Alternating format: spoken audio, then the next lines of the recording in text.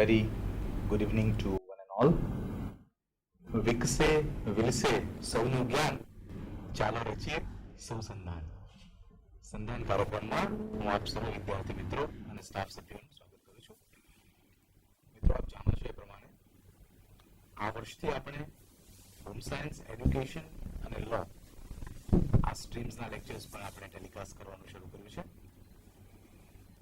Fortunately આપણે આજે બહુ ખુશ છીએ કારણ કે લોના એક બહુ સરસ મજાના ટોપિક ઉપર આજે આપણી પાસે એક બહુ સરસ મજાના ગેસ્ટ આવેલા છે અને we are so happy that we have got him and he has spent his very valuable time with us.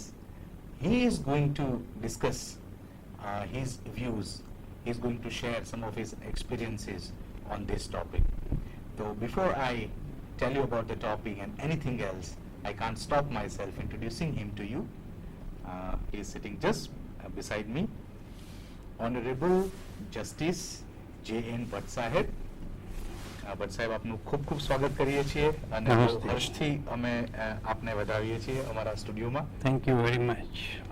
Bhatt સાહેબની ઓળખાણ આમ તો આપવાની ના હોય, એમ છતાં he is the chairman of human rights commission. તેઓ Shri former chief justice Patna high court of Gujarat તેમજ former chairman Gujarat state law commission રહી ચૂક્યા છે and he is the best person to speak on today's topic, જેનું નામ છે legal aid and paralegal services. હવે આપની અને ભટ્ટ સાહેબની વચ્ચે હું વધારે સમય નહીં લઉં અને ભટ્ટ સાહેબને હું નમ્ર વિનંતી કરું છું કે તેઓ શ્રી આપને આ સંદર્ભમાં, આ વિષયના સંદર્ભમાં માર્ગદર્શન આપે. ભટ્ટ સાહેબ, પ્લીઝ. નમસ્તે. બધા જ આ કાર્યક્રમના સહયોગીઓને હું આવકારું છું અને અભિનંદન આપું છું. સરવૈયાએ કહ્યું કે હું વચ્ચે નથી આવતો, પણ સંધાન એમણે કર્યું છે. એટલે સંધાનનો પહેલો જ અનુભવ આપણે આ કરીએ છીએ કે આપની અને મારી વચ્ચે એક પ્રકારનું સંધાન તેમણે કરેલું છે. ખૂબ ખૂબ આભાર. સંધાનનું ઊંડાણથી આપણે શબ્દ પ્રયોગમાં ન જઈએ, આપણે બધા સમજીએ છીએ. આજે કાનૂની સહાય, લીગલ એડ અને પેરાલીગલ સર્વિસીસ, એ વિશે આપની સાથે ઇન્ટરેક્શન કરતાં મને ખૂબ હર્ષ થાય છે. સર્વપ્રથમ તો એક વસ્તુ નિશ્ચિત છે કે ક્યારેય પણ જો કોઈ વૈવિધ્ય હિત ધરાવનાર વ્યક્તિઓ, સંસ્થાઓ, રાજ્યો, રાષ્ટ્રો, તો એમાં ખરું કોણ અને કોણ ન્યાયિક છે એનો નિર્ણય કોઈ ત્રીજા પરિબળ અગર તો સત્તાએ જ કરવાનો રહે. આ સંદર્ભમાં કાનૂની પ્રક્રિયા અનિવાર્ય છે. પ્રાચીન કાળથી માનવ સમાજનો જો ઇતિહાસ જોઈએ તો એક યા બીજા સ્વરૂપે કાનૂની પ્રક્રિયાનો સંદર્ભ જોવા મળશે જ. પ્રારંભમાં જ્યારે એટલો વિકાસ નહીં થયેલો અને વિકસિત સ્થિતિમાં માનવ સમાજ હતો, ત્યારે જે ટોળી, જે ગ્રુપ, જે વિસ્તારનો વધારે શક્તિશાળી વ્યક્તિ હોય એ કોન્ફ્લિક્ટ ઓફ મેનેજમેન્ટ એટલે ઝઘડાનું નિવારણ માટે એ કાર્ય કરે. ત્યાર પછી જેમ જેમ સમાજનો, માનવ સમાજનો ઇતિહાસના પાના પલટાતા ગયા અને વિકાસ થતો રહ્યો, તેમ જે કાનૂનનું શાસન સંભાળતા, જે કાનૂનનું વ્યવસ્થા તંત્ર સંભાળતા, એમાં પરિવર્તન થતું રહ્યું. શરૂઆતમાં ચર્ચના પ્રિસ્ટ અગર તો મંદિરમાં હોય, મસ્જિદમાં હોય, એમના વડાઓ પક્ષોને સાંભળીને નિર્ણય કરતા. એ નિર્ણય સર્વમાન્ય રહેતો, ખૂબ જ સસ્તો હતો, સરળ હતો અને એનું પાલન પણ ત્વરાથી થતું હતું. પણ ક્રમાનુસાર સમયના વહેણમાં આ જે પ્રક્રિયા હતી એમાં ક્યાંક ક્યાંક થોડા પ્રશ્નો, દૂષણો, વિટંબણાઓ ઊભી થવા લાગી. એટલે જે વિદેશોમાં જે કેનન લો કહેવાતો, એટલે એનું પાલન, ન્યાયનું જે વિતરણ છે એ ધર્મગુરુઓ, પ્રીસ્ટ સંભાળતા ચર્ચના. પરંતુ એ કેનન લો બહુ લાંબા સમય સુધી ટકી શક્યો નહીં. કારણ એ છે કે એમાં થોડા દૂષણો પ્રવેશી ગયેલા. એટલે નિષ્પક્ષ, સ્વતંત્ર અને મુક્ત, ફ્રી, કોમ્પિટન્ટ એન્ડ ઇમ્પાર્શિયલ એ ન્યાયની પ્રક્રિયામાં વિક્ષેપ થયો. અને લોકો એ મોટી સત્તા છે, આખરી સત્તા છે, એમના ઉપર તો માત્ર ઓલ માઇટી. એટલે એમણે પછી કેનન લોને સમયાનુસાર દફનાવી દીધો. પછી આવ્યો રોમન લો. રોમન લોમાં ઘણા વર્ષો સુધી એ રોમન લો નીચે જે નિયુક્ત થતા તે લોકોએ એનું ન્યાયનું વિતરણ, તકરારોનું નિવારણ એ સંભાળી લીધેલું. થોડો વખત સરસ ચાલ્યું. પરંતુ એમાં પણ સમયાનુસાર જે માનવીય વૃત્તિઓના અમુકના અભાવને કારણે અનિષ્ટો પ્રવેશ્યા. એટલે આજે જેમ ઇતિહાસમાં કેનન લોનું કોઈ સ્થાન નથી રહ્યું, ઇતિહાસની કચરા ટોપલીમાં જતું રહ્યું, તેવી જ રીતે રોમન લો એ લાંબા સમય સુધી રહ્યો, પણ એનું પરિણામ કેનન લો જેવું જ આવ્યું. પછી કોમન લો જે અત્યારે પ્રવર્તમાન છે હજુ, એ લાંબા સમય સુધી સાતત્યપૂર્ણ અને ખૂબ જ વિશ્વાસભરી રીતે ચાલતો રહ્યો હતો. આજે પણ કોમન લોના સિદ્ધાંતો અને ધોરણો ન્યાયની કોર્ટોમાં સ્વીકારવામાં આવે છે. કે law of tort A general કાયદાને પણ સ્વીકાર્ય આ કોમન લોના પ્રિન્સિપલ્સ લાગુ પડે છે. ટૂંકમાં કહેવાનું એ છે કે ન્યાયી પ્રક્રિયા, વકીલોની જે સિસ્ટમ છે, લોયર સિસ્ટમ, પછી અત્યારે આપણે એને એડવોકેટ્સ એક્ટ નીચે ગણીએ છીએ. પહેલાં પ્લીડર્સ એક્ટ હતો, તે પહેલાં જુદો કાયદો હતો. 1925થી બ્રિટિશરોએ આ શરૂ કરેલો વૈધાનિક રીતે એવું થયું. એટલે એમ કહેવાય છે કે લો and its projectors and protectors were born with the human race and will survive as long as human race survives. સ્વરૂપ બદલતું રહે છે, માત્રા ઓછી વધતી થયા કરે, પણ એક કરતાં વધારે વ્યક્તિ હોય, એક કરતાં વધારે સમાજના લોકો હોય, બે રાજ્યો હોય, બે રાષ્ટ્રો હોય, તો એના હિત વચ્ચે જ્યારે સંઘર્ષ થાય તો એનું નિવારણ કોણ કરે? આપણે દાખલા તરીકે કુટુંબમાં હોઈએ, બે ભાઈઓ, બે બહેનો, પતિ પત્ની, કે કોઈ પણ બે ઘરની વ્યક્તિઓ, મન દુઃખ થાય, થોડું ખોટું લાગે, તો એનો નિર્ણય કોણ કરે?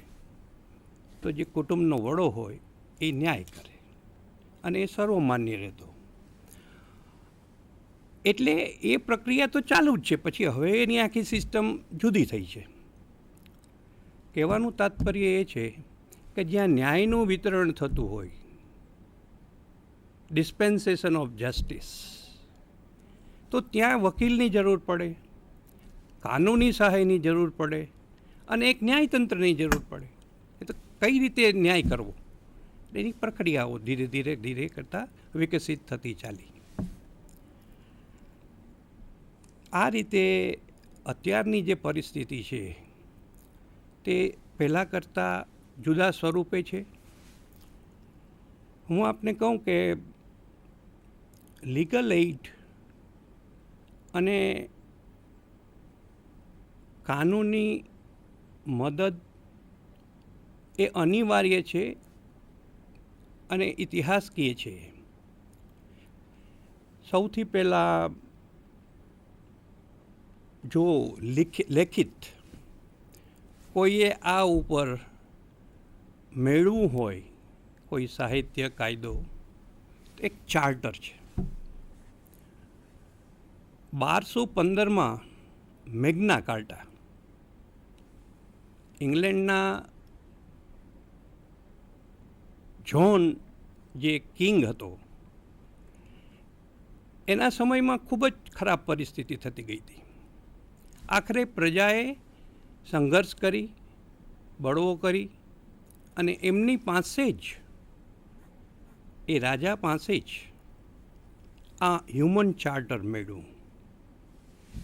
હ્યુમન ચાર્ટરમાં પ્રથમ જો કોઈ ઇમ્પોર્ટન્ટ મહત્ત્વની જોગવાઈ કરી હોય તો એ છે કે માનવીય સ્વાતંત્ર્ય,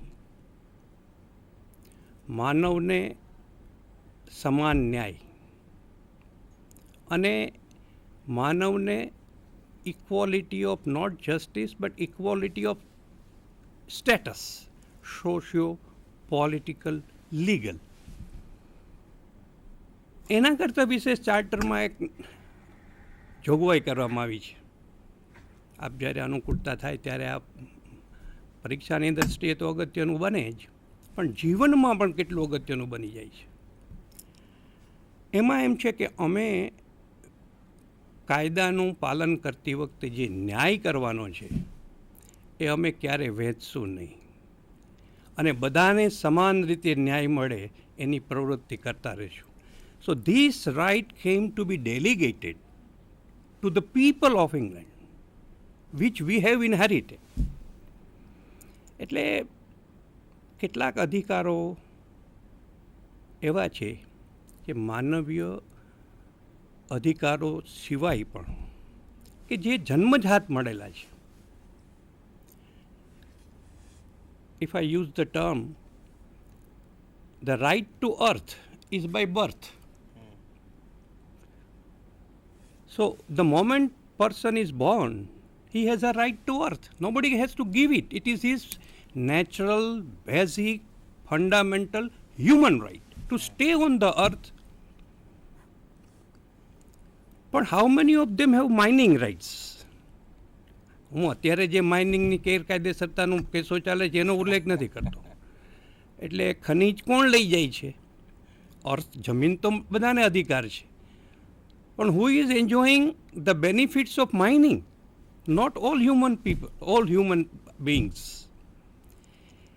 એટલે ત્યાં કાયદાની જરૂર પડે છે. જો બધાને સમાન મળતું હોત તો કોઈ તકરાર ન હોય, જુદા જુદા અથડાતા હિતો ન હોય, ઇન્ટરેસ્ટ ન હોય, તો પછી એ પ્રક્રિયાનો સવાલ નથી રહેતો. એટલે જ કોઈએ કહ્યું છે કે જેમ વધારે કાયદા હોય ત્યાં જે સામાજિક શિસ્ત, સામાજિક પ્રવૃત્તિ અને વૃત્તિ સાચા રસ્તાઓ પર ઓછી હોય ત્યાં કાયદા વધારે. હવે આ કાયદાનું તમે જોશો તો એટલા માટે હ્યુમન રેસનું જે નૈતિકતાનું, સામાજિક વૃત્તિનું, હકારાત્મક અભિગમનું જે તત્વ છે એને માટે આ જરૂરી બને છે. એટલે મારું કહેવાનું તાત્પર્ય એ છે કે માનવીને મૂળભૂત માનવીય અધિકારો મળેલા છે તેનું સંરક્ષણ, પ્રોટેક્શન, તેનો વિકાસ, પ્રોગ્રેસ, તેનો વિસ્તારની ફલક, પ્રોલિફરેશન, આ કોણ કરે? એટલે એને માટે રાજ્યતંત્ર, ન્યાયતંત્ર, વહીવટીતંત્ર એમને આપણે બંધારણના માનવીય મૂળભૂત અધિકારોમાં આ કાર્યો કરવા માટે એમને આ 3 અંગોનું નિર્માણ કર્યું. આપણા બંધારણમાં પણ આ રીતે જોગવાઈ કરેલી છે. પછી તો અલબત્ત આ 3 અંગો સિવાય હવે તો પ્રેસ, મીડિયા એ લોકો પણ ખૂબ સુંદર કામ કરી શકે છે. એટલે આ રીતે બંધારણમાં આપણે જોગવાઈ કરી. એની જે પ્રસ્તાવના છે, પ્રિએમ્બલ, એ બહુ અગત્યની છે. We the people of India dedicate this constitution to ourselves. એટલે પ્રજા છે એ મુખ્ય છે અને એને આ રીતે આ બધા અધિકાર મળેલા છે એ એમણે પોતાની જાતને જ લીધા છે. એટલે C they have given the rights to themselves. Now they delegate. C કોઈ વસ્તુ આખા સમાજમાં એકલો માણસ ન કરી શકે. જો ગૃહસ્થીમાં ગ્રહ કાર્ય છે એનું આયોજન થયેલું જ કોણે કરવું. આવકનું સાધન ઊભું કરવા પણ આયોજન થયું છે. બાળકોના અભ્યાસનું અને સંસ્કાર સિંચનનું આ બધું કાર્ય જુદું જુદું. એમ આ દેશના પ્રજાજનોએ ને લોકોએ બહુ સારી રીતે આ